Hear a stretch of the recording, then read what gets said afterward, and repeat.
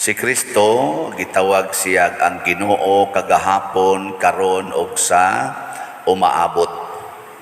Pasabot way matago niya ang gahapon, mahinumduman niya ang nangagi, hibaw-an niya kung say mahitabo karon, hibaw-an sa niya ang mahitabo sa umaabot. Mo nang gisultihan niya ang iyang mga apostoles nga kung magpadayon gyud og sunod sa iyang pagtulunan ang usa ka tawo, moabot gyung panahon nga siya patyon. Saman, musunod mo sa Ginoo. Anong wa man mo mutubag og klaro. Musunod dili. Nya musugot mo lutoson og patyon o dili. Kay kita ra ba lahi gid kay tag panghuna-huna. Atong hunahuna kun magsigit tag sunod sa Ginoo, hatagan tag maayong kinabuhi.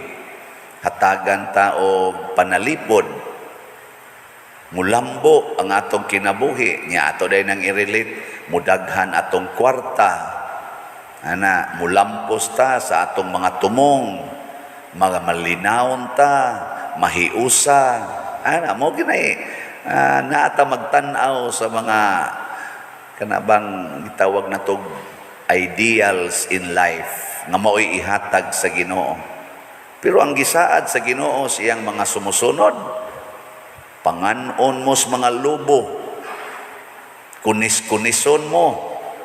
Nya unsa man yang giingon, kinahanglan mo nga magmaigmat sama sa bitin o sa tiyang giingon, magmalumo sama sa salampati.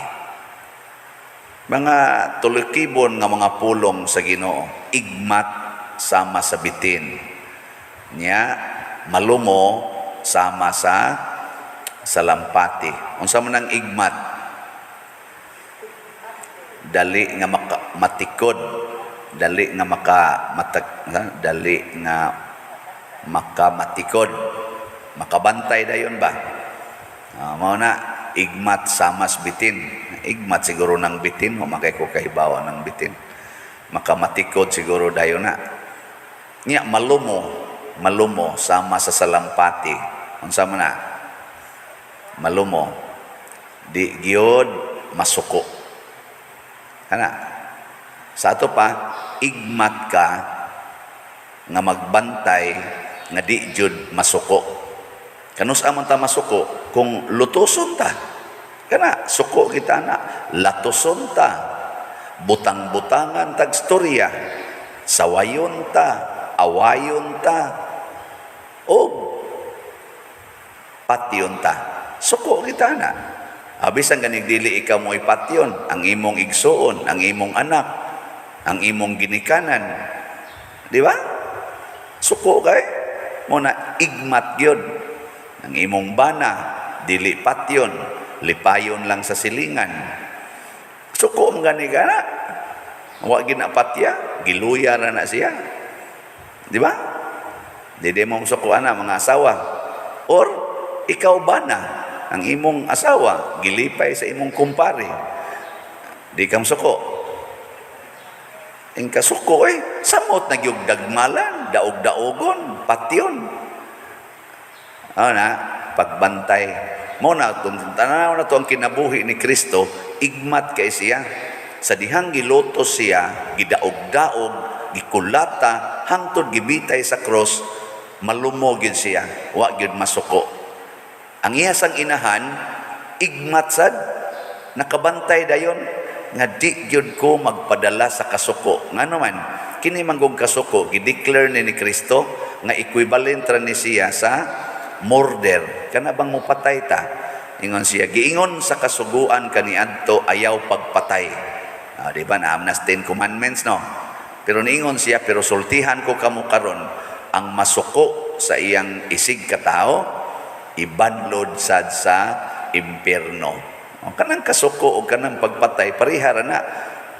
Nya, pila ka buok ninyo din ang niagi nagkasuko taas ang kamot. Nang niagi ba nga nasuko mo? Oh, kamo mga murderer, mga kriminal. Sa mata sa Ginoo, usahay ra ba ng kasuko ipagawas? Usahay ari ra sunahuna.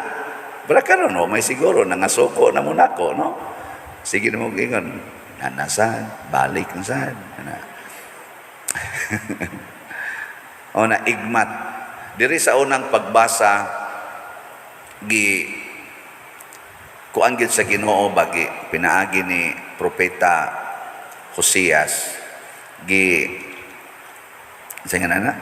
giwarningan gyud sa Ginoo nga ang mga tao di ay kinahanglan gyud mag-usab, dili mosalig niining mga gahom ug mga bahandi sa kalibutan.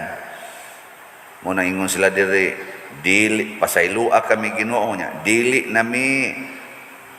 makaluwas kanamo ang Assyria. Pareha na karong makaluwas sa Ukraine unsa man ang NATO, dili ang makapahimong malampuson sa Russia sa iyang tumong ang iyang mga armas, ang iyang pagpatay sa mga tao didto sa Ukraine, dili. Muna dili makaluwas namo ang lig-on nga mga nasod sama aning Russia, Ukraine, NATO ug uban pa. Di ta mo angkon ana. Ang makaluwas nato mao na ang nagbuhat sa kalibutan nga mao ang Dios. Dili na kami mukabayo sa mga kabayo. Ay sa una god makatungtong kag kabayo murag hawd na kay kastanan.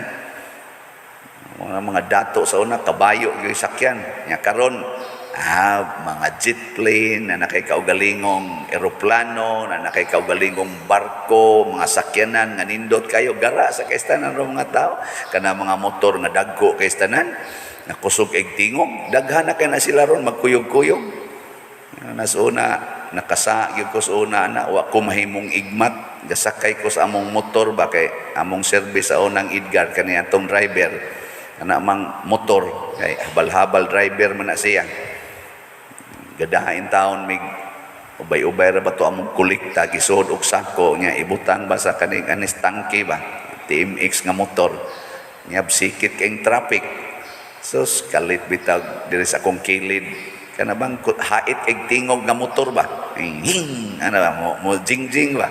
Sus perti mo yung kusuga kay mura bata siya naglagot ting ito nga traffic nya diri nagaskilid sa among do ingon siya jing sa igking ko iking niuna din siya ngadto ana din kong Edgar may ratag mabangga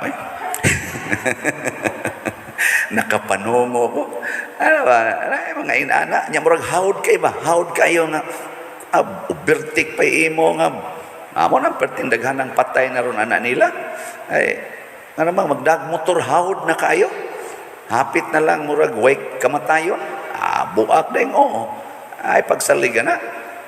Mao nang pasabot sa unang pagbasa.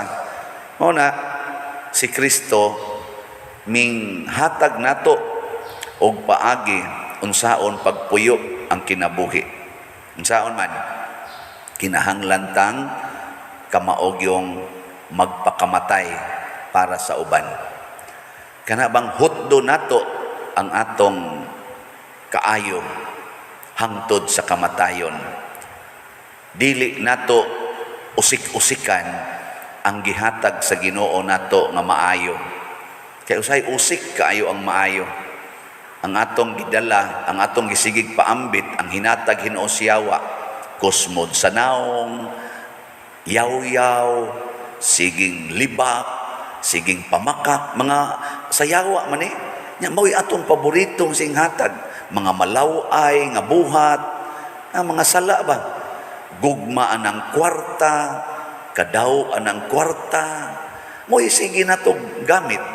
Ang sige nung hatag, kanang itawag og charity, generosity, kuli kaita, murag ungot kaistanan. Unsa nakag-ingnon ka nga, ihatag ang imong kinabuhi para anang imong silingan nga adik. Pasak-an as inyong balay, papuy-an na diha, nga atiman na. Sagot ka.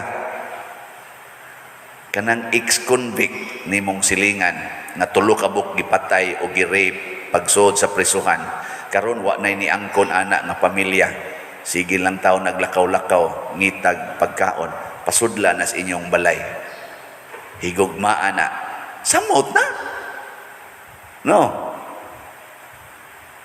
Anong inyong mangkong tutukan? Mao na ingos Kristo pagbantay gyud, igmat gyud, igmat pasabot hain man ang sugo ni Kristo, unsa may angay tumanon, unsa may angay buhaton kada adlaw, igmata kay basig ang gasugo nato mao na ang yawa. Wa nakakabantay nga sa sige nimong pangural sa imong balay, yawan o na di ay ang tumong nimo, ang kadaw na di ay, ang kahadlok na di ay, or ang kasuko. Kaya usahay ra ba ang hinungdan aning pagpangural? Kahadlok, sunod kadaw, sunod kasuko. Mao ni ang mga yawanon. Pero mangural ka aron mahapsay ang daan nya, maklaro ang kaning imong tamnanan nya, ini ka ani nas imong tanom nga wa makaon sa mga kanding o mga baka diha, imo dayong i-share ngadto sa imong silingan, aka na nindot na kay pag-preserve, pag nurture para kun nang tanom, igtanom nimo gamayng tanom, imong nang kuralan, di ba? Aron dili kanon sa hayop. Pero ini kadakos bunga, imo nang ipaambit, dili na moingon ako'y gagatiman na panguha mo ng buang mo pusilon tagyod mo. Ayaw, dauta na, di ba? Kanang imong anak, imo mo nang gikugos-kugos, anak, imong gipasuso. Nya karon kay 13 years old, 14 years old, gusto naman nga lain ay magkugos-kugos niya. Masugot ka o masuko? Ha? Anong manguyab na ba? Masugot, dili. Tubag? Dili. Buangon ka. Ang di man ka musugot, nagasa man na ang pagpanguyab, gugma, gasa man na ang imo hinong itudlo, day, dong, kinahanglang igmat mo ha? Igmat, meaning, ayaw gyud pada sa sala. Kanang sulob-sulob, anang short inday, nga mubo kayo, nga mukuyog kas imong uyab, kanang sleeveless dire, or kana na lang spaghetti, pakita-kita anang imong pusod, ayaw kumpiyansa na. Kay naay daghang bitin diha, nga mas igmat pa nimo. Ana, tabuni gid na, tabuni. Ana, tabuni na tanan. Nya kadang hikap-hikap, igmat gyud kaday.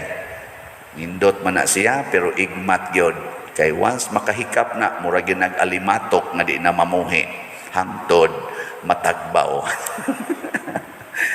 Mura sa kong nakasuway, no? Suway ko, anas panagsasunay. O na, igmat ba? Muna'y itudlo.